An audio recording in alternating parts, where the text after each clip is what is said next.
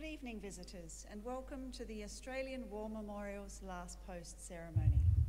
My name is Sharon Bown, and joining us today from the Royal Australian Navy is Warrant Officer Jason Russ. We are honoured to acknowledge Brigadier John O'Beasley, Commander of the Australian Joint Counter Improvised Threat Task Force, Colonel Stephen Jourdain, Commander Joint Counter Explosive Threat Task, Canada, Colonel Susan Newhouse, retired, member of the Council of the Australian War Memorial. We also warmly welcome the members of Charlie Company 2 RAR 1970 to 1971 Reunion Group and their partners, and members of the Australian Submariners Association and the Submariners Motorcycle Club. We welcome the veterans that have served, those that are still serving, and the families that love and support them. We acknowledge the members of RSL and Services Clubs Association, RSL Victoria and RSL Queensland, who are watching the broadcast of this ceremony across Australia. During this evening's ceremony, wreaths and floral tributes will be laid at the base of the Pool of Reflection by visitors to the memorial. But first, I invite you to please stand and join me in singing the Australian National Anthem.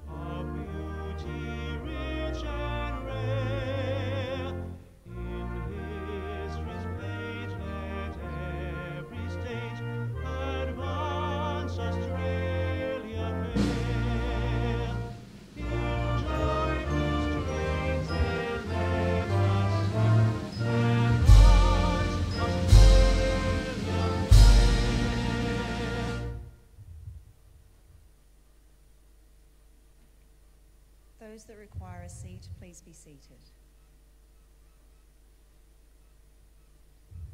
The Australian War Memorial was the vision of Charles Bean, Australia's First World War official historian.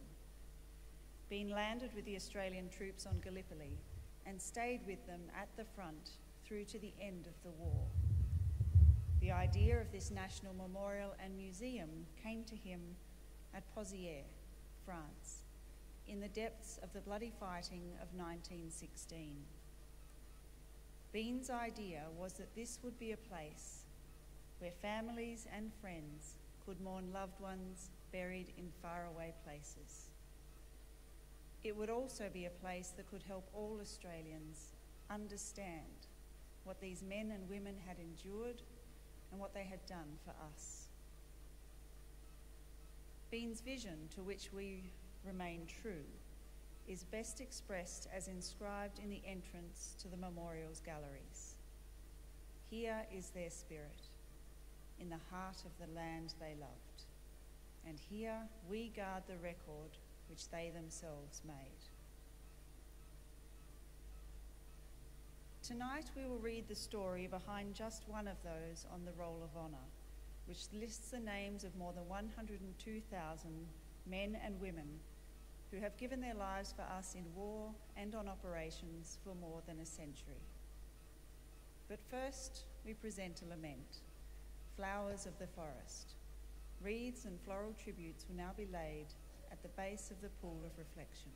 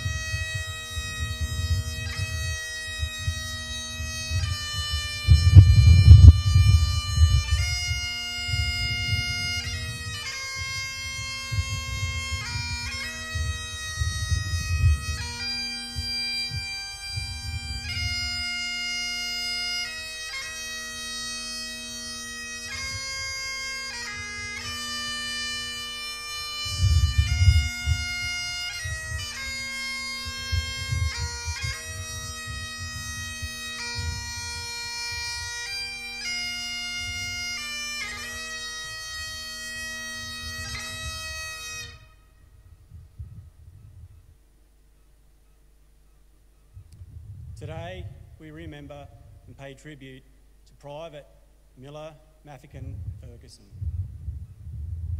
Miller Fergusson was born on the 16th of December 1900 in Corn, a town in the Flinders Ranges in the north of South Australia. His father, William, worked as an engine man on the railways, and Miller attended the local public school before enlisting in the Australian Imperial Forces in September 1916. At the time of his enlistment, Fergusson was still only 15 years old. He declared his age to be 18 and was accepted for service. He underwent a period of training in Australia before leaving for active service overseas with the 17th Reinforcements to the 27th Battalion. Another member of the 17th Reinforcements was Private Steele Harris, later to be revealed as Private Bert Fewens, another underage enlistee who came from the district. At the age of 19, he was a little older than Fergusson, and although they do not seem to have known each other before enlisting, by 1917, the two were firm friends.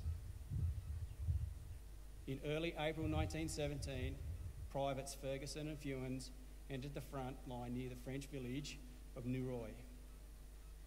On the 3rd of May, the 27th Battalion held a portion of the front line as the Australian troops attacked the village of Bullecourt, suffering heavy casualties. The attack brought a sustained German artillery bombardment onto the Australian lines. 2 days later, another German bombardment hit the 27th line, and Fergusson was hit by shell fire.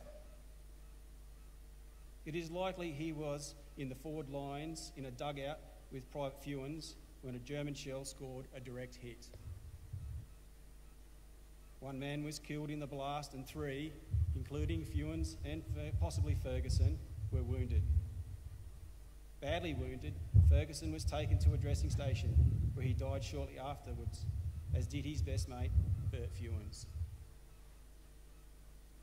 Although they did not know each other, the Fergusson and Fewens family remember each other's sons fondly when they remember their own, and both regularly put memorial notices in the newspapers to both young men. They seem to have been buried next to each other, but in the reorganisation of the battlefields and construction of new cemeteries, they now lie in different cemeteries in the same area of France. Private Miller Fergusson is today buried in Grevillers British Cemetery under the words, "A beautiful memory left behind, unselfish, loving, true and kind." He was 16 years old. His name is listed on the Roll of Honour on my right, amongst almost 62,000 Australians who died while serving in the First World War. His photograph is displayed by the Pool of Reflection. This is but one of many stories of service and sacrifice told here at the Australian War Memorial. We now remember Private Miller Maffaking Fergusson, who gave his life for us, for our freedoms, and the hope of a better world.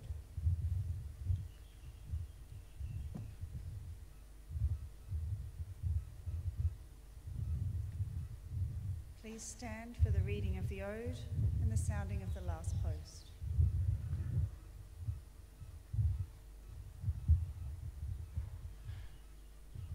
They shall grow not old, as we that are left grow old. Age shall not weary them, nor the years condemn. At the going down of the sun, and in the morning, we will remember them. We will remember them.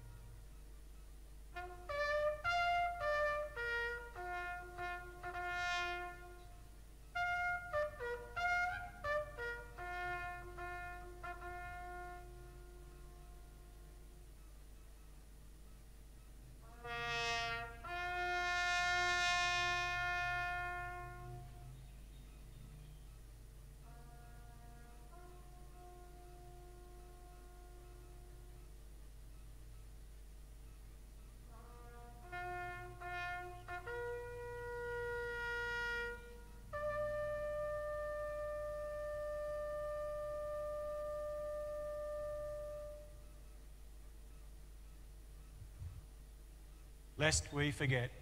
Lest we forget.